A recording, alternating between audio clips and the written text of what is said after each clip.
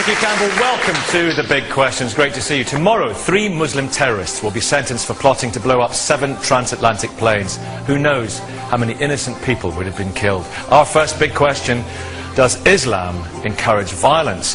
This MP says that Islamic extremism has a real problem with violent adherents.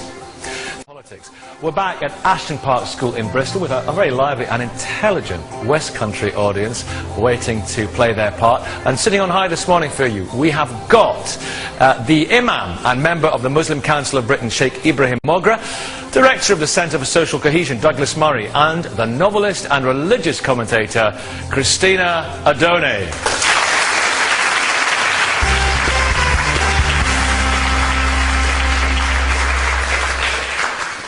Friday marked the 8th anniversary of 9/11, 8 years ago, when nearly 3,000 people were killed and more than 6,000 were injured by Islamist terrorist attacks. In the years since, we've had bombings in Bali, Madrid, London, Mumbai, to name just a few, and they've murdered over 2,000 more. Does Islam encourage violence? That is our first big question. Farouk, from the Bristol Muslim Cultural Society, we hear all the time that Islam is a religion of peace. What is it in the faith that encourages some of his adherents to think that they have got a license to kill? Nothing. It's ignorance. It's nothing to do with the faith at all. It's the fact that, you know, the West is in Muslim countries at the moment bombing the living daylights out of innocent people, and that is inspiring these people. It's giving them a cause. It's giving them a reason to rebel. So it's totally politics? Much of it is to do with politics. That's where the trigger point, that's the crisis point. And if we continue to associate Islam and say Islam is a just cause here, Islam is a justifying factor, then we're way off the mark, and we're not be able to tackle the issue. But Farouk, haven't they got plenty to go on in the scriptures? I mean, it would be kind of difficult to launch a jihad for Jesus, wouldn't it, if you looked at the New Testament? But well, no, actually you can talk about the Christian army in Africa doing exactly the same thing. But that was maybe politics. Can I quote this? I will. So is this. Yeah, okay. But haven't they got some justification when they read things in the Quran which says, I will cast terror into the hearts of those who disbelieve, therefore strike off their heads and strike off every fingertip of them? I mean, it's not love thy neighbour, is it? No, I mean, that particular verse isn't, but that's not a general Islamic quote. That's a specific quote to a specific point in a specific time in a specific battle. Muslims were outcast, exiled, left their homes for 9 years, persecuted for 9 years, found sanctuary in a new homeland, were migrated, an exodus from Mecca, migrated. Still the enemies of Islam came to them and wanted to wipe them out. At that point, there is a point in Islam. Islam is not a pacifist religion by any stretch, I agree. But there's a point. You continue to turn the other cheek. Yes, it's a continuation of the same message that Jesus brought. Turn the other cheek up to a point. Up to a point, yeah. Up to a point. You cannot just stand by and watch evil spread throughout the land and do nothing about it. Douglas Murray. Yeah, I mean, that's one of the big differences, isn't it, between Islam and Christianity? I mean, Christ says, you know, he's asked how many times do I forgive my brother, and he says 7 times, 70 times 7, an infinite number of times. We have to address, I have to say, it's always a very difficult question. It's always a difficult question to address. I can also quote from the Bible where Jesus says, I have come not to spread peace, but I have come to bring the sword. There is I've one come to particular turn brother against the father. Yes, there is one. I don't want to turn this into relation about okay, Farouk, in a minute, Christian and Islam. There is indeed a verse in the New Testament that says that. The thing is that we have to address at some point, it's always very awkward to do so, we have to address the nature of the inventors of these religions. Jesus, when he invents Christianity, says all sorts of peaceable things, and on that occasion says, yes, I've come to bring a sword. But Muhammad, when he invented Islam, also gave an example to Muslims. Now, we're very fortunate, of course, that most Muslims don't follow that example, or are unaware of that example. But the fact is that Muhammad himself was a warrior. He beheaded prisoners. He himself was a very violent man. We can't... I would say, and many people who are Muslims, and many of my Muslim friends and colleagues and so on, realize that, you know, Islam gives you, like all religions, a guide to life. But we cannot ignore the violence of Islam's tenets, of the faith itself. When Muhammad very early on in his career... I follow the example of the Prophet Muhammad, peace be upon him, myself, in a day-to-day life. I don't go around beheading people. No. I do that because the Prophet Muhammad, peace be upon him, acted in a certain way. I give charity. I give talk to my neighbours. I reach out my hand to the elderly. I reach out my hand to I'm the not saying poor. you don't. I'm just saying that That's what the I'm example of saying the is that Prophet we Muhammad, cannot, peace be upon him. we can recognise the good things within Islam, the peaceable things in Islam. We cannot pretend that the verses that are violent and the violent doings of Muhammad did not occur because they did. John Azuma, you're a theologian. Yeah. I think that we have to be very honest and very real here, because to deny that there are violent verses in the Quran is really just being plain escapism. I'm not denying there are violent verses in any the book. Quran. There's There are- violent verses in War and Peace. Just There's one second. let me In make what? the In War and point. what? In War and Peace, I mean, there's violent verses But that's everywhere. fiction. That's not the word of God. Well, War and Peace. Let me finish the point. And I'm saying there are violent verses in the Quran, but I also know there are millions of Muslims who read the same verses and do not go out blowing themselves up. Because Precisely, But that's the let point. me just make the point. Please let him finish. Let me finish the point. I think the problem is hermeneutics, is interpretation. And different Muslims interpret this differently. You may decide to interpret it differently, but there are other Muslims who take it very seriously, and we cannot sit here and say your interpretation is right and they are wrong. We can do Quran that. lens is Ibrahim? wrong. We can say that that interpretation is wrong. And I totally disagree with Douglas when he says what he said about the blessed messenger Muhammad. He was a man of peace. 1 billion people or more follow his example. We are what we are Fought a lot because of battles, that. though, didn't he? Of course, which doesn't make him a man of peace. leader of any community that is a growing community, that is a community under attack from time to time, will not have to resort to a military campaign? Why do we not look at the fact that the verses of the Quran which are being misused by misguided Muslims, and we don't deny that, they are Muslims, just as they are, we've had Christian people, we've had Jewish people, we've had all kinds of people who have misused their scripture to justify something. We need to shift the discussion to say, Can I ask you one what thing? is, if I can just finish this point, Nikki, is it really the religion, or is it the people who follow those religions who have political motives, or they have criminal intentions?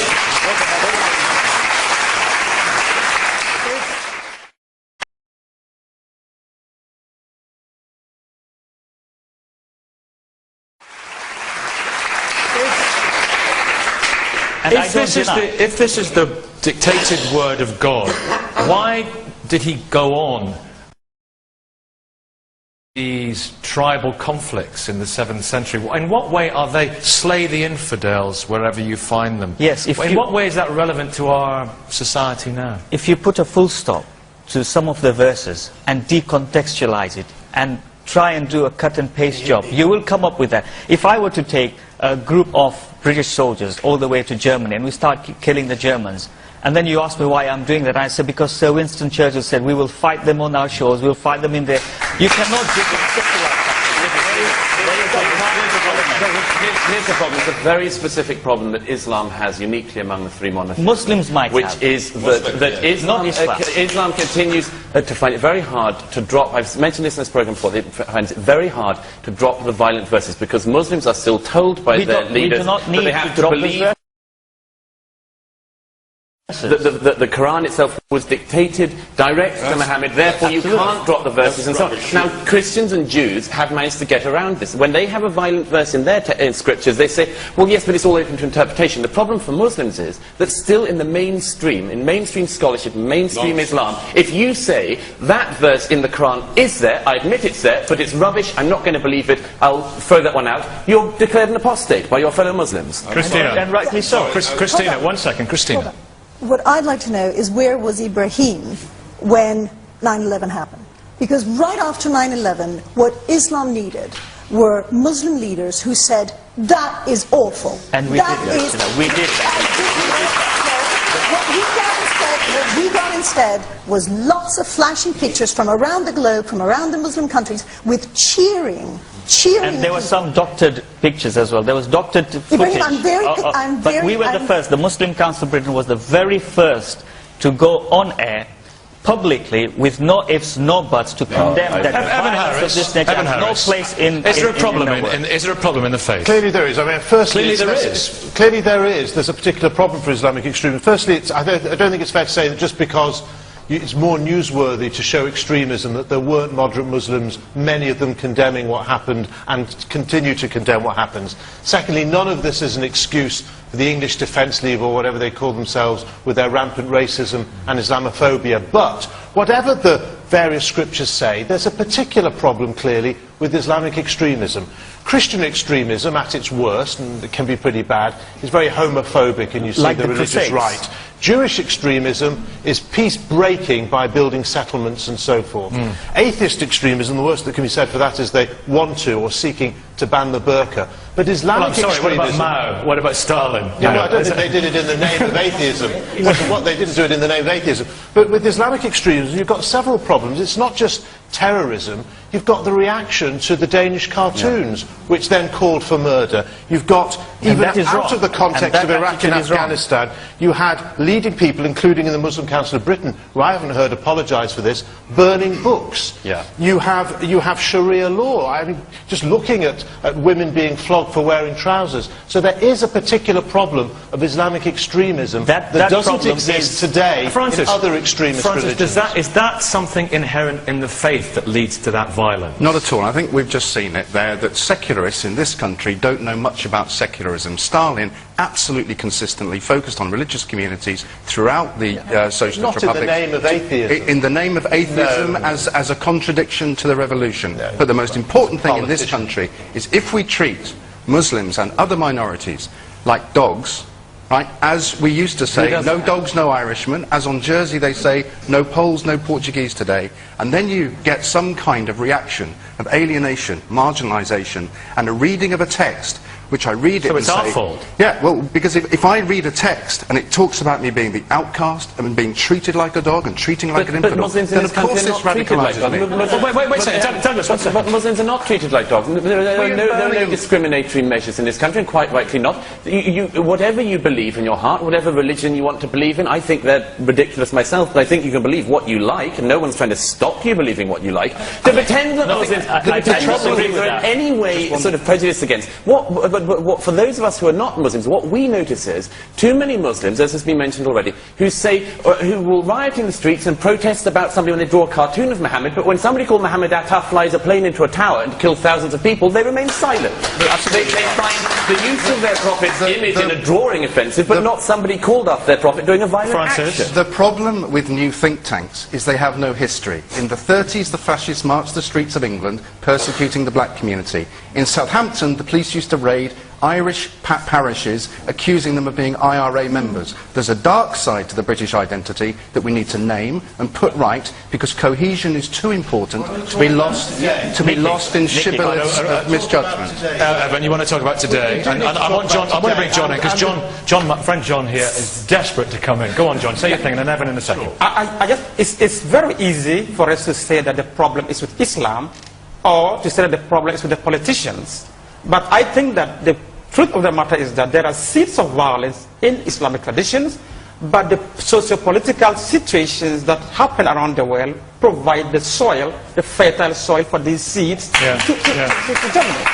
Is there a problem for, you said earlier on, it's by no means a pacifist religion. One second. Isn't that a problem? Evan in a second as well. Obviously lots of people queuing up, and I'll do my best.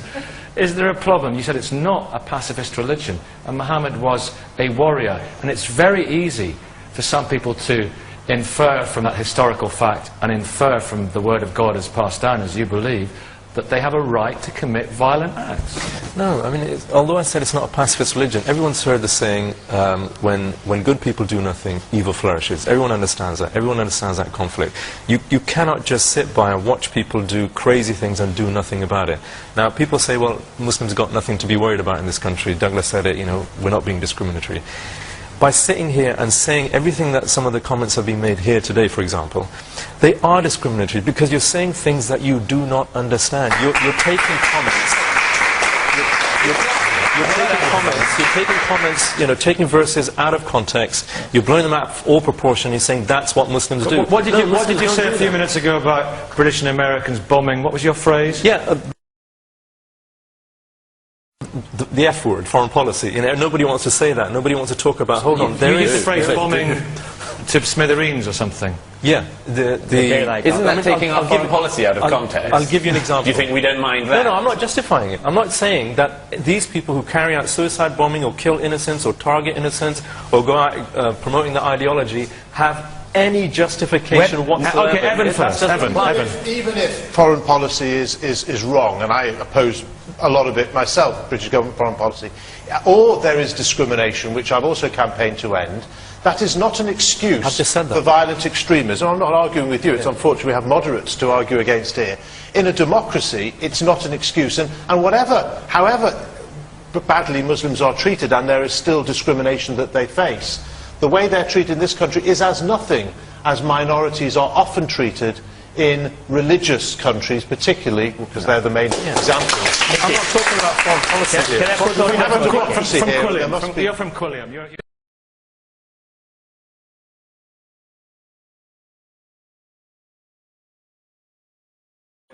You're from Quilliam. You're a moderate group, and you get government money, and you're campaigning against radicalisation.